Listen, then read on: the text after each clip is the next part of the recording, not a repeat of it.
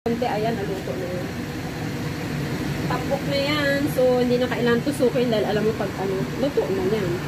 So, may konti is naluto. Kailangan malakas lang yung apoy natin. Puto asado. And kakaiba po ito. Ito po, ipapalaman natin sa puto. Merong siupaw asado. So, meron din naman puto asado. Ito po yung aking itatoppings ay ipapalaman sa ilalim ng puto ko mamaya. Abangan ang aking puto asado. Linis muna natin ang pork.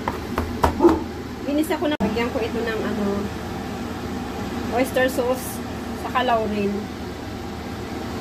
Tapos mamaya pagka makaredy na ako sa makaredy na ako sa puto, papalaman ko ito sa puto asado. Para maiba naman ang ating puto at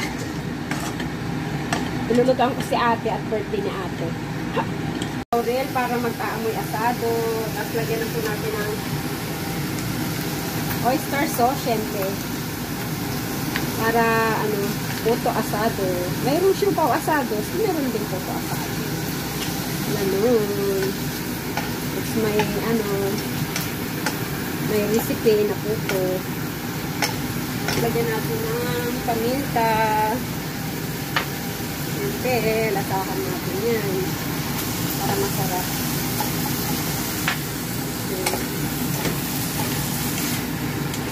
Palalamigin po natin ito. Tapos mamaya ipapalaman natin ito sa aking puto. Puto asado. With cheese pack sa ibabaw. Sangka pa. Konting sugar na brown. Kunti lang naman. Tapos naluto na yan pork. Lalagyan natin ng konting cornstarch. Cornstarch o arena. Pwede rin naman. Kasi para siya medyo magdikit yung hindi siya maghiwa-hiwala yung pork. Luto na yan. Itatoppings naman natin yan sa Yan. Okay. Pwede na ang ating pork. Pork asado para sa puto. Okay na to. Okay na to ate. Okay na. Ginawa ko kanina na asado. Pork asado. Itong tumpok natin yan para pare-parehas ng amount na ilalagay natin sa puto. May puto asado of the day. Kasi may recipe for ate. Sa birthday niya. Ayan ate. Okay na to ate. Okay na to.